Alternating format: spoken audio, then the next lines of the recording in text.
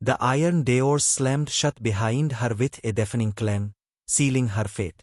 The stench of blood, sweat, and damp stone filled the air, thick and suffocating. Torches flickered along the cavernous walls, casting jagged shadows across the arena.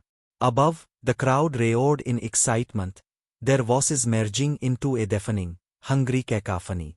They weren't here for a fight. They were here for a slaughter. She stood still, her bare feet pressing into the cold ground, wrists still raw from the chains they had only just removed. The ragged remains of her clothes clung to her body, little more than strips of fabric after days, weeks, in captivity. Yet, despite her battered appearance, her eyes remained sharp, cold, calculating. She did not beg. She did not tremble. The announcer's voice boomed over the chaos, thick with mockery. And here we have a rare treat for tonight's entertainment. A delicate little flower, thrown to the wolves. Laughter rippled through the stands. A man near the front jeered, tossing a rotten fruit into the cage. It splattered at her feet, releasing a stench. The beasts around her stirred, their chains rattling. Some had been here for years, trained to fight for the amusement of the masses. Others were freshly captured, wild and rabid. Their eyes gleamed in the dim light, glowing with an unnatural hunger. Fangs bared, claws scraping against stone, muscles tensed. A low growl echoed through the arena. One of them, a hulking creature with jagged spines protruding from its back, took a step forward, its yellowed teeth dripping with saliva. Others followed, their instincts overriding any hesitation. They had been starved, conditioned to see anything that entered this pit as prey. The first lunge. She moved faster. A blur of motion, a flash of steel. No, not steel. She had no weapon. Only her hands, her body, the raw, untamed power that pulsed beneath her skin. The creature barely had time to register what had happened before its body twisted. A sickening crunch echoing through the pit as she met its charge. Its neck snapped effortlessly and in her grip. Silence fell. The other monsters hesitated, their instincts warring with the reality before them. This was wrong. Prey did not kill so easily. The crowd's cheers faltered, confusion rippling through them. The announcer stammered, struggling to regain control of the narrative. Ah, beginner's luck, folks. Let's see how long she can. Another beast leaped. This time, she did not simply react. She attacked. Her muscles called like a predator's, her form fluid and precise. She sidestepped the charging creature, her fingers catching the rough fur at its throat. With an effortless motion, she twisted, using its own momentum against it. The sickening snap was loudened this time. Blood sprayed across the dirt floor. The remaining monsters backed away, their snarls turning uncertain. Their instincts screamed at them. This was no human. This was something else. Something olden, something stronger. Something that should have been in their place, locked in chains. She exhaled, slow and measured, and when she looked up, her eyes gleamed in the darkness, no longer human but something far more primal.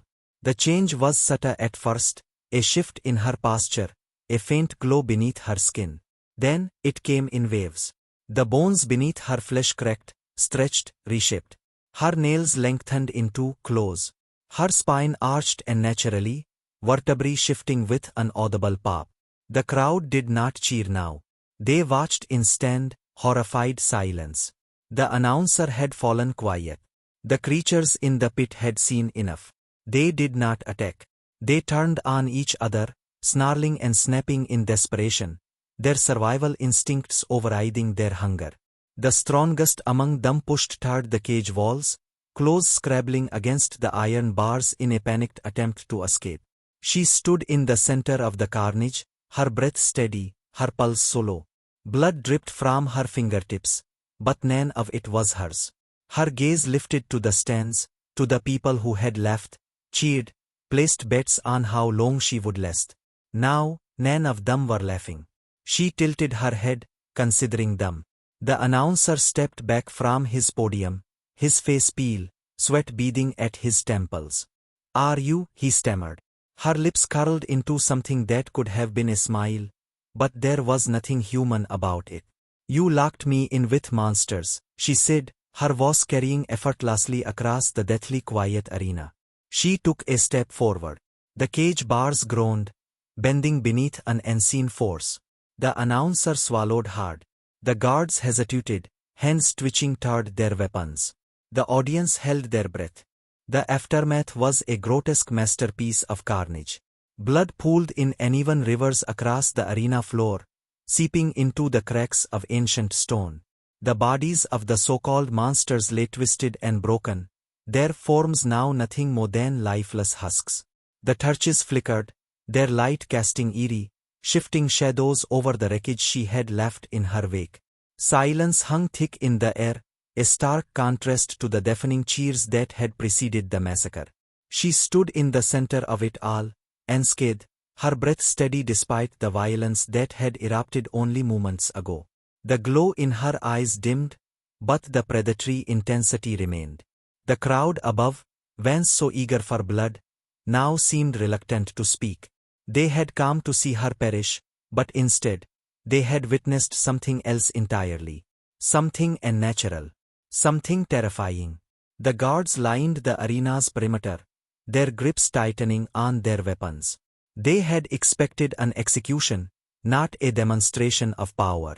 Uncertainty flickered across their faces. They had their aerodance, but they had not been prepared for this. To fight beasts was one thing. To fight whatever she was, that was another. A slow clap broke the silence. The sound was deliberate, mocking. She turned her head toward the seance, her expression unreadable. A figure stood at the edge of the stands, watching her with amusement. Unlike the others, he showed no fear. His tailored clothing and confident stance marked him as someone important, a noble, perhaps, or a official of whatever twisted hierarchy controlled this place. Well, he drawled, stepping closer to the edge of the balcony. They said you were dangerous. They didn't say how dangerous. She remained still, her posture relaxed but cold like a predator waiting for the perfect moment to strike. The noble smirked, clearly enjoying the way the entire arena held its breath, waiting for what would happen next. The announcer, still trembling at his podium, found his voice. Should we? The noble raised a hand, silencing him. His eyes never left her. No need for that, he murmured. She's not an enemy. Not yet. A flicker of something passed through her expression. Curiosity, perhaps. Or calculation. The noble leaned against the railing, his voice lowering into something smoother, more persuasive. I could have you executed, you know. Right now. Call in the guards, have you shot where you stand. She did not flinch. You could try. A ripple of unease spread through the assembled guards. The noble's smirk widened, intrigued rather than offended. I like you, he admitted. Tell me, how much do you hate the people who put you in that cage? The answer was obvious, but she did not give it to him outright. Instead, she tilted her head, studying him. Why do you care? The noble stepped back from the railing, gesturing subtly to the guards. They hesitated, then lowered their weapons. He turned on his heel, walking toward the exit. Calm, he said over his shoulder. We have much to discuss. She did not follow immediately. For a moment, she simply stood there, surrounded by the aftermath of her survival. The crowd remained silent, watching, waiting, unsure whether they were witnessing the birth of something greater, or the beginning of something far worse. Then, without a word, she moved. The guards parted to let her through, their hands hovering near their weapons but unwilling to test their luck. She ascended the stone steps, leaving the bloodstained pit behind. The noble was waiting for her in the corridor beyond the arena. He gestured toward the dimly lit passage ahead. Walk with me. She did. The walls here were smooth, adorned with banners bearing insignias she did not recognize. The air was cooler, cleaner, but there was an undercurrent of something else, something sinister. A place built on power and cruelty. A place where men like him thrived. After a moment, he spoke again. You've been a prisoner for a long time. It was not a question. Locked away, treated like an animal. But you're not just some experiment gone wrong, are you? She said nothing. He smirked. No, you're something else entirely. They reached a heavy wooden door at the end of the corridor. The noble pushed it open, revealing a chamber unlike the dark cells she had been kept in. This room was grand, lined with bookshelves and adorned with fine furnishings. A desk sat in the center, covered in documents and maps. A single chair waited for her across from it. He gestured for her to sit. She didn't.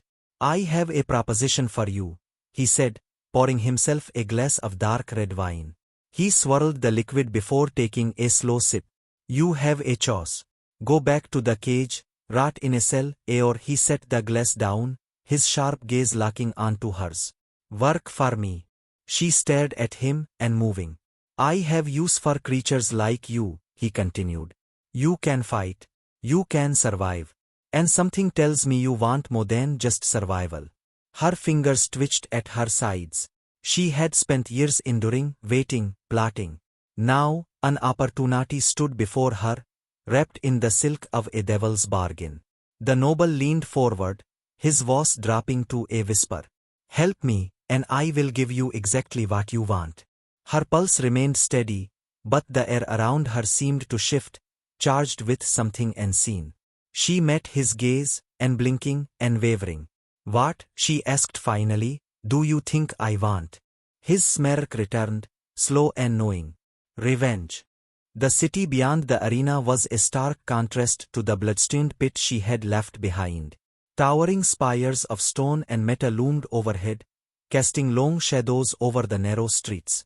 The air was thick with the scent of industry and decay, a mixture of burnt oil, damp earth, and the unmistakable tang of desperation. The people who roamed these streets were not like the cheering masses in the stands. They were broken, weary, moving like ghosts through a world that had long since abandoned them. She walked in silence, the noble keeping peace beside her. His fine clothes set him apart, but none dared approach him. Whether it was fear or respect, she did not know. He led her through the winding paths, past beggars huddled in alleys, past merchants hawking wares that no one could afford. The deeper they went, the quieter it became, until at last, they arrived at a heavy iron door tucked away between two crumbling buildings. The noble knocked once. The peephole slid open, revealing a pair of sharp, watchful eyes. A moment later, the door groaned open, and he stepped inside, motioning for her to follow. The room beyond was dimly lit, filled with maps, weapons, and figures who carried themselves like soldiers but dressed like commoners. Their gazes snapped toward her as she entered, their hands resting instinctively on the hilts of blades, the triggers of rifles. Suspicion thickened the air. She was an outsider, an unknown variable. A woman stepped forward, her presence commanding despite her modest attire. Scars lined her arms, her face, but her eyes were clear, assessing. This is her, she asked, glancing toward the noble. He nodded. This is her. The woman studied her, measuring her in a way that felt more thorough than any glance the noble had given. You slaughtered the beasts in the pit. Impressive. Her tone was neutral, neither praise nor condemnation. But that doesn't mean you belong here. She held the woman's gaze, unflinching. I don't belong anywhere. A flicker of something crossed the woman's face. Approval, perhaps, or understanding. Then why are you here? She considered the question. The noble had spoken of revenge, of purpose, of a chance to be something more than a caged animal. But standing here, in this room full of hardened souls who had long since lost faith in the world, she realized she did not need him to hand her a reason. She had always known what she wanted. To burn it down, she said finally. The woman smiled, a slow, grim thing. Then you might just fit in. The noble exhaled a laugh, stepping past her toward the large table at the center of the room. Now that introductions are out of the way, let's get to business. The empire is rotting from the inside, and we intend to speed up the decay. The arena is just one of many atrocities they've built their power upon. It needs to fall. A younger man scoffed from the corner. Easier said than done. They have guards, weapons, influence. We have scraps. The noble raised an eyebrow. And now we have her. The room fell silent. All eyes turned back to her. The woman tapped her fingers against the table, thoughtful. We need more than brute force. We need someone who can move unseen, strike fast, disappear before they even realize what's happening. The noble smirked. That, my dear, is exactly what she does best. She had not agreed to anything, not yet, but she knew in that moment that she would. Not because they asked, not because they needed her, but because she wanted to. The arena had tried to break her. The empire had tried to bury her. They had all made the same mistake. The night was thick with the promise of violence. The city slept uneasily beneath the glow of flickering lanterns, its streets quiet save for the distant clatter of patrols moving through the districts. From the rooftops, she watched, her breath slow and steady, her hands curled into fists at her sides. Below, the arena loomed in the darkness, its towering walls once a symbol of her captivity, now a beacon for what was to come. She moved like a shadow, silent as the wind. The others followed, their presence felt more than seen. The plan was simple: strike hard, strike fast, leave nothing behind but ruin. The guards patrolling the outer gates were the first to fall, their bodies hitting the ground before they could cry out. She moved through them with practiced ease, her blades flashing in the moonlight. The taste of iron filled the air. The noble had called her a weapon, a monster. He was right. She was both, and tonight, she would prove it. The explosion came first, a thunderous roar that shattered the night, sending a plume of fire and smoke into the sky. The western wall crumbled, stone and metal collapsing in on itself. Panic erupted from within as alarms blared, soldiers rushing to contain the chaos. They did not see her coming. She tore through them like a storm, her movements fluid, relentless. For years, they had forced her to fight for their amusement, to kill for the roar of the crowd. Now, she fought for herself. Now, she killed for something greater. The others pressed forward, cutting down those who stood in their way. The woman, the leader of the rebels, fought with brutal efficiency, her strikes calculated, precise. The noble, ever the strategist, directed the assault, his voice rising above the carnage as he called out orders. The gates fell next, their heavy iron locks shattered by explosives. Prisoners spilled into the streets, faces gaunt, eyes hollow. Some ran, desperate for freedom. Others grabbed weapons from fallen guards, their fury ignited by years of suffering. The arena was no longer a stage for bloodshed. It was a battlefield. She moved toward the upper levels, her steps unerring, her purpose clear. There was one more thing left to do. One more person who needed to answer for what had been done to her. The overseer's chamber was at the heart of it all, high above the chaos. She found him there, cowering behind his desk, the opulence of his surroundings a stark contrast to the ruin outside. His face, once filled with arrogance, twisted in fear as she stepped forward. "Please," he stammered, hands raised. "We can talk." She did not care for words. The blade cut deep, swift, final. The man who had once owned her life, who had dictated her every breath, fell without ceremony. She watched the light fade from his eyes, but there was no satisfaction in it, only necessity. Outside, the city burned. The arena, that wretched monument to cruelty, was crumbling, its walls collapsing under the weight of rebellion. The people, her people now, fought, their chains broken, their rage unshackled. She stepped into the night, the scent of ash thick in the air, the screams of the dying a chorus behind her. The noble found her in the ruins, his face alight with something unreadable. "It's done," he said, watching the flames. "The arena is gone. The city will never be the same." She said nothing. He turned to her, his smirk tempered by something almost resembling respect. "And what about you? Where do you go now?" She looked out over the destruction, over the world she had just begun to unmake. The war was far from over. The empire would retaliate. More blood would be spilled.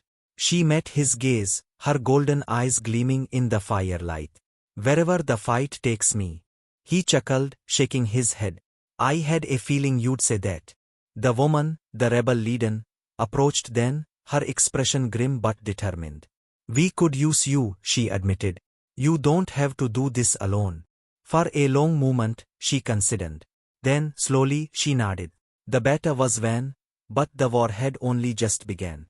And she was ready.